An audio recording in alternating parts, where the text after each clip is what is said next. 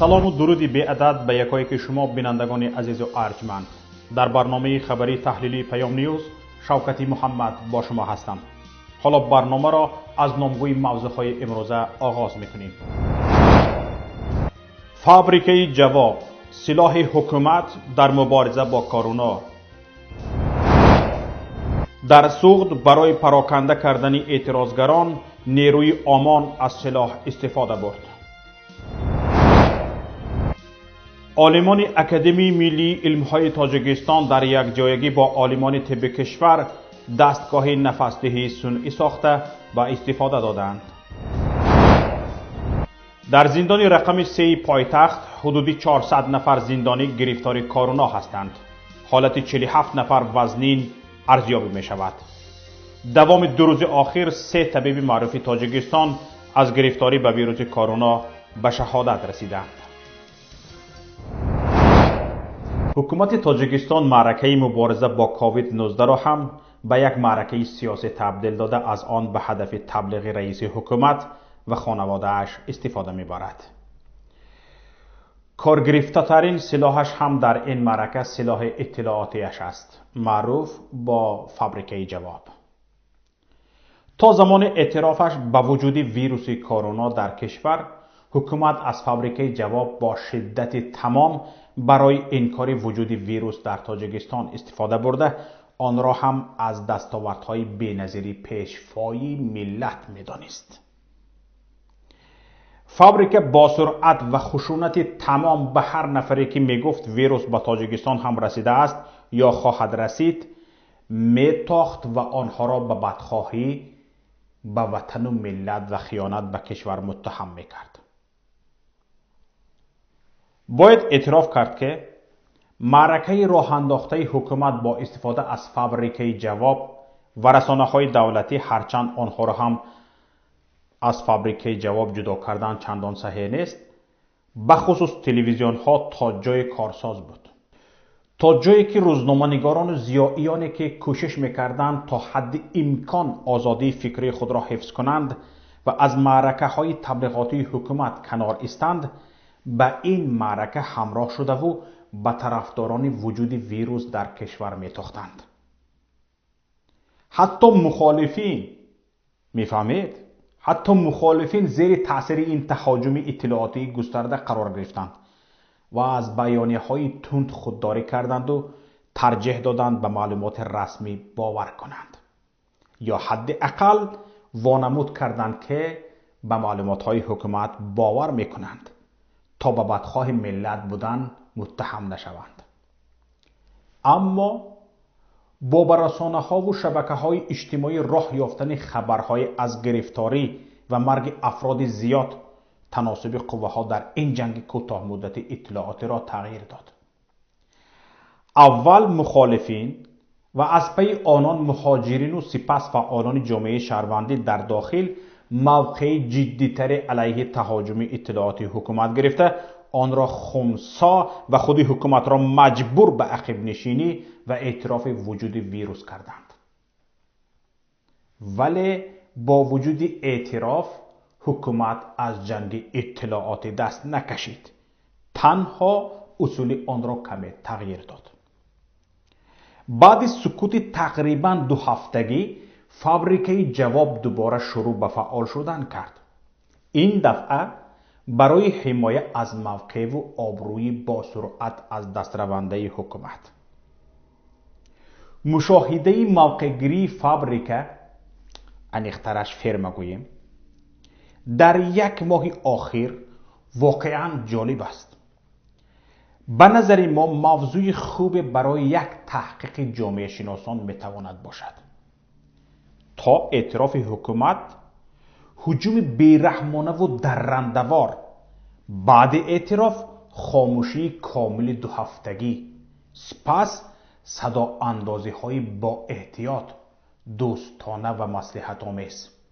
بعضیشان به ما امر معرفه میکردند: هوی این خیلی نکنید، گناه هست. قهر خدا میبوید، از خدا نمیترسی.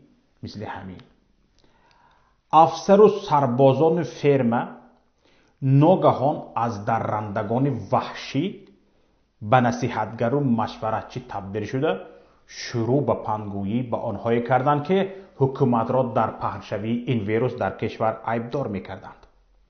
نفرانی را که تا چند روز قبل خائن، بدخواه ملت، فتنه‌گر و غیره می‌نامیدند، با خطاب‌های نرم و دوستانه به مشورت و همکاری و متحد شدن در اطراف حکومت برای مبارزه با دشمن یگانه یعنی کرونا ویروس دعوت می‌کردند. در پی هجوم‌های اطلاعاتی مخالفین، رسانه‌های آزاد، بلاگ نویس‌ها و در پی آن بلند شدن صداهای اعتراضی در شبکه‌های اجتماعی و حتی ناحیه‌ها، حکومت مجبور به یک عقب نشینی دیگر شد. کمک رسانی بشر دوستانه سر شد. هرچند قسمت زیادش را دزدیدند و قسمت کمش را دادند. به بیمارخانه‌ها نیازهای طبی رسانیده شد. مردم ضرر دیده و طبیبان کمک یافتند. هرچند تا زمان شدت گرفتن اعتراضها مقامات نقل کمک ها را از خود میکردند و میفروختند. ولی با وجود فرآمدن از اسب، حکومت پای از ازنگو گرفتنی نیست تا دوباره در فرصت مناسب سوار اسب شود. فرمه جواب اکنون وظیفه نو گرفته است: تبلیغ اقدامات بشردوستانه حکومت، انیقترش پیشوا و خانواده‌اش. تماشاگران گرامی، حالا تقریبا حکومت هم با پیشوا و آیله‌اش خلاصه می شود. یعنی حکومت هم همان، پیشوا هم همان. چون اگر درباره کمبودی‌های پرزیدنت، کمبودی‌های رئیس جمهور یا پیشوایشان گپ زدید، میگن حکومت را، ملت را گپ نزن. یعنی حکومت هم همین یک آیله است، ملت هم همین یک آیله است، پیشوای هم همین یک آیله است، رئیس جمهور هم همین است. در تاجیکستان دیگر هیچ کسی که همچون آدم شماریده شود وجود ندارد. اگر هزارها مهاجر تحقیر شوند، هزارها مهاجر در صد بلا گرفتار شوند، یک نفر نمیگوید که هوی مهاجرهای ما به این حال گرفتار شدند. اما وقتی که درباره کمبودی حکومت گپ می رود، درباره کمبودی رهبریت کشور گپ می رود، میگویند ملت را گپ نزن، ملت را، وطن را تحقیر نکن. یعنی وطن هم حتی پیشوایشان است. ببینید، برای این کار اول خواستند حتی رسانه‌های مستقل را استفاده کنند. اولین خبر رسانیدن کمک از جانب شرکت متعلق به رستم امامعلی، اوستا گروه را از پلیس نشر کرد که جنجال برانگیز شد. از عکس‌های نشر شده دیده میشد که کمک‌های چین هستند که از نام شرکت پسر رئیس جمهور و شهردار دوشنبه به بیمارخانه انتقال یافته است. با وجود افشا شدن این قلابی، دزدی، فرم جواب و رسانه‌ها و تلویزیون‌های دولتی به معرکه تبلیغی خانواده رئیس جمهور ادامه می‌دهند. کمک‌های رسیده از خارج را از نام رئیس جمهور چون کمک بشردوستانه پیشوای ملت به فلان منطقه معرفی کرده به محل‌ها می‌فرستند و از آن پشتیبانی قوی اطلاعاتی و رسانه‌ای می‌کنند. تنها خبرگزاری دولتی خاور هر روز نکم 3-4 خبر از کمک‌های پیشوای معظم ملت به مردم می‌دهد. پیشوای معظم ملت، نام‌های بالاخانه‌دار. این تبلیغات با رسانه‌ها و فرمه جواب تمام نمی‌شود. مقامات به پیشواز کمک‌های پیشوایشان 10 معلم و طبیب را به کوچه برآورده صف می‌آورند و آنها را مجبور با دست پیش بر گرفتن و مدحیه سرایی می‌کنند. حالا که استفاده نورسان دانشجویان در این گونه معرکه‌ها می‌تواند جنجال‌های بزرگ برانگیزد، برای پیشواز از معلمان و دکتران استفاده می‌کنند. در حاشیه این تبلیغات غیر اخلاقی و شرم‌آور، فرمه جواب کم کم از موقع دفاعی به موقع تهاجم می گذارد. هجوم سر می شود. 2-3 روز آخر مقاله و نامه های دستجمعی، نامشان مقاله است اما تهمت نامه و بهتان نامه های ساکنان با محکوم سازی مخالفین شروع شده است. از نام ساکنان در حال حاضر این هجوم بیشتر علیه راهبر پیمان ملی محی‌الدین کبیری که دعوت به سرنگونسازی امام علی رحمان کرد نگرانیده شده است. همچنین علیه روزنامه‌نگاران و فعالان سیاسی که از این دعوت پشتیبانی کرده‌اند. برای مثال علیه بنده یک گروه رزمنده از حساب اعضای فرمه جواب در ناحیه اشت تأسیس داده شده. گروه وظیفه‌دار شده است در رسانه‌ها علیه من خبر و مقاله ها نشر کنند. همچنین طبق معلوماتی که به ما معلمان مکتب ها رسانیدند، آنهایی که به ما احترام قائل هستند، معلمان مکتب های ناحیه اشت وظیفه‌دار شدند علیه شوکت محمد تبلیغات برند. هیچ نه هر یک نفر باید یک مقاله علیه بنده نوشته باید به فیسبوکچیانی فرمه جواب دهد و آنها نشر کنند. ظاهراً مقامات تاجیکستان از شکست اخیرشان در جنگ اطلاعاتی علیه مخالفان و فعالان ضربه جانکاه خوردند که با استفاده سلاح‌های پنهانی خود شروع کردند یا به اصطلاح اسب تریلی. تماشابینان گرامی، اکنون چیز دیگر. هرچند خیلی ساده لوحانه و غیر کسبی مقامات امنیتی تاجیکستان 2 سال آخر می‌خواستند از سید جعفر اسمانوف رئیس حزب دموکراتی تاجیکستان یک مخالفی داخلی سازند و وجود او را چون وجود دموکراسی در کشور جلوه دهند. به او حتی اجازه داده بودند گاه حکومت را تنقید کند، اما حالا زورشان آمده این سلاح پنهانیشان را به بازی کشیدند. سید جعفر اسمانوف اخیراً با نوشته در صفحه فیسبوکیش از دعوت اخیر محی‌الدین کبیری با شدت انتقاد کرده است. جای مبارزه با ویروس توسط سلاح‌های کاربرده شونده در تمام جهان، حکومت تاجیکستان از یگانه سلاحش که همیشه و در همه جا کار می‌گیرد فرمه جواب استفاده می‌کند. سلاحی که کهنه و زنگ زده است و بیشتری تیرهایش را نه به سمت دشمن، نه به سمت مخالف، بلکه به سمت خود صاحبان سلاح میپراند. از زمان تأسیسش این فرمه جواب آنقدر ضربه به حکومت زده و مخالفان را تبلیغ کرده است که کمتر رسانه‌های موافق مخالفین توانستند این کار را انجام دهند. فرمه جواب، مراجعه من به شما، فرمه جواب نه، ببخشید، شعبه های تبلیغات و اطلاعات کمیته اجرایی حزب خلق دموکراتی، انا همین خیل نقاب آدمی را از رویتان کشیده کارتان را دوام دادن گیرید. یک تشکری جانان از من به شما.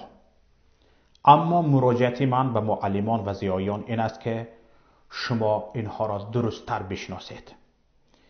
این اعضای فرمه جواب همه صورتشان آدم است.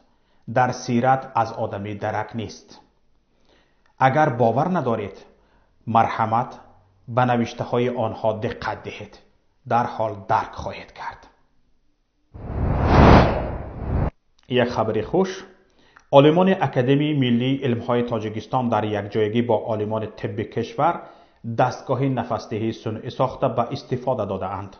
شرح این خبر و چند واقعه و رویدادهای دیگر را در گزارش همکارم صفیه بشنوید.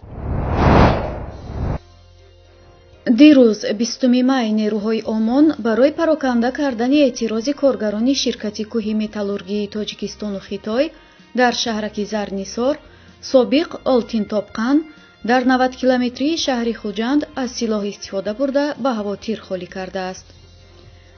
در این باره سامانه اخبار اطلاع داده یک نواری را هم که در جای حادثه شاهدان ثبت کرده فرستادند نشر کرد. در نوار دیده می شود که چگونه نیروهای عمان تیراندازی می کنند ва издиҳоми ҷамъшуда баъди шунидани садои тир аз назди корхона пароканда мешаванд. ба гуфтаи шоҳидон ҳодиса тақрибан нисфи рӯзӣ рух додааст.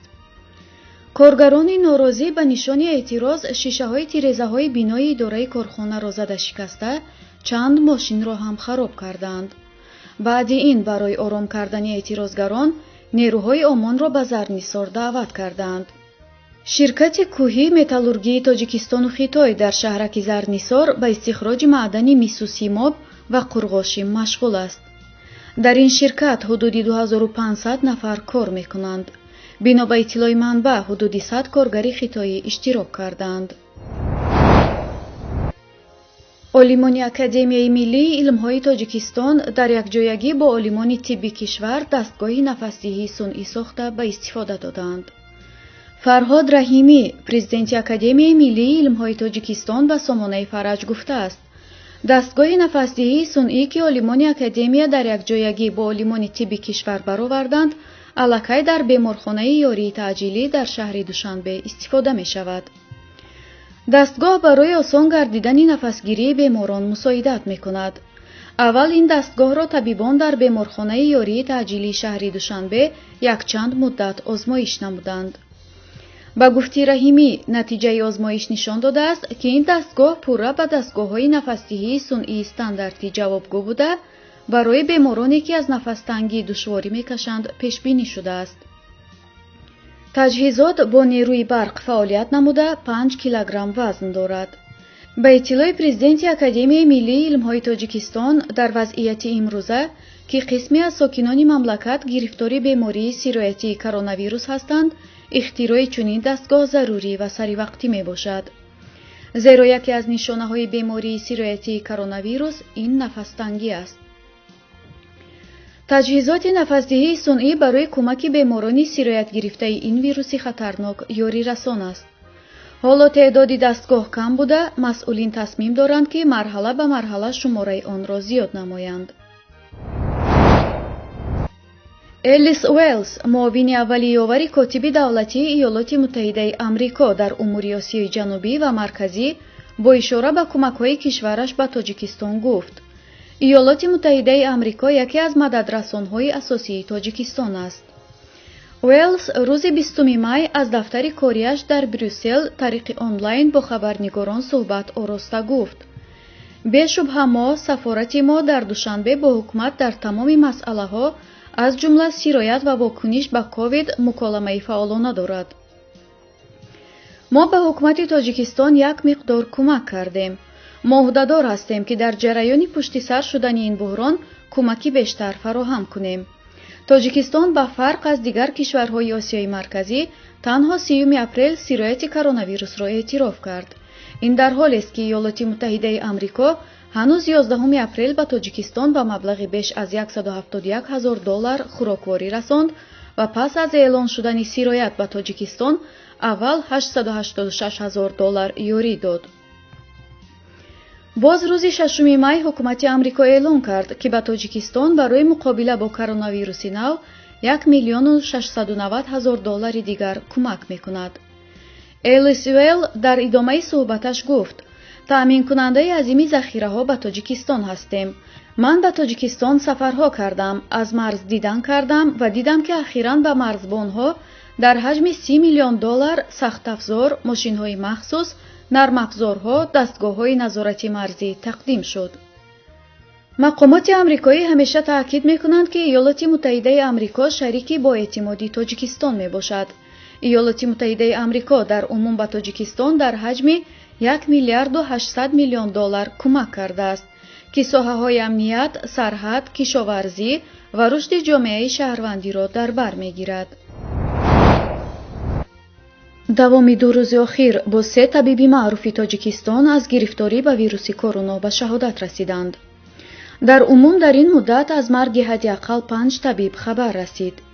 пизишки номӣ, яке аз чеҳраҳои саршиноси миллӣ ва фарҳангӣ, Саидшоҳ Акрамзода субҳи имрӯз ба дидори Парвардигораш шитофт.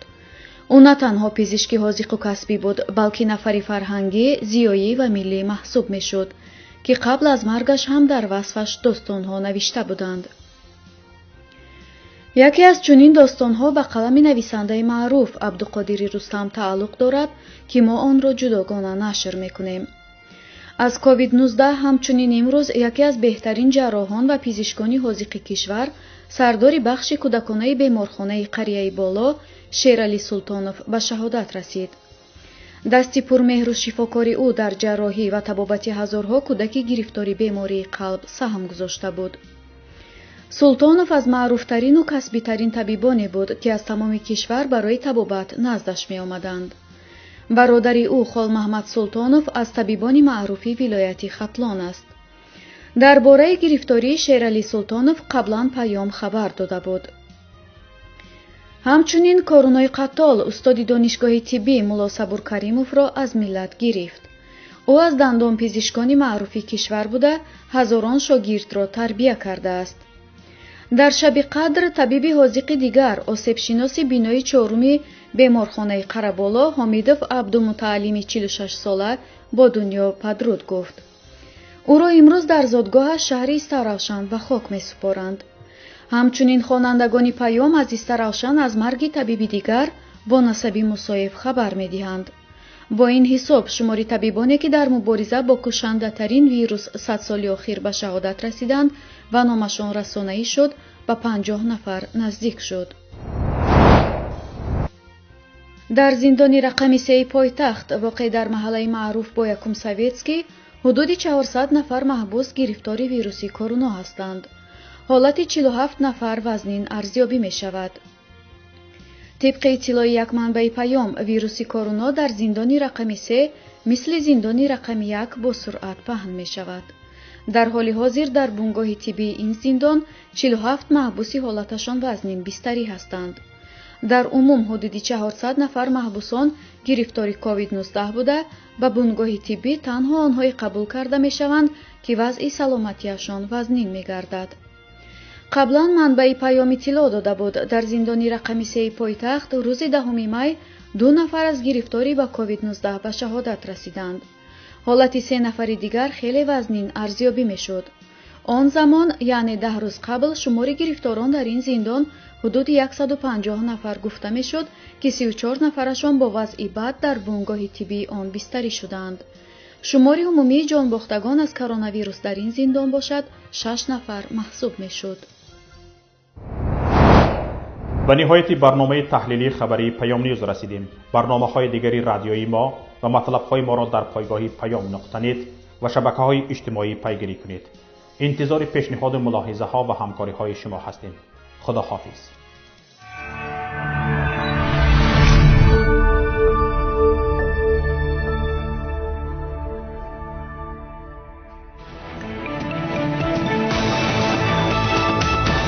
رادیوی پیام در فضای سیاست صدای جدید.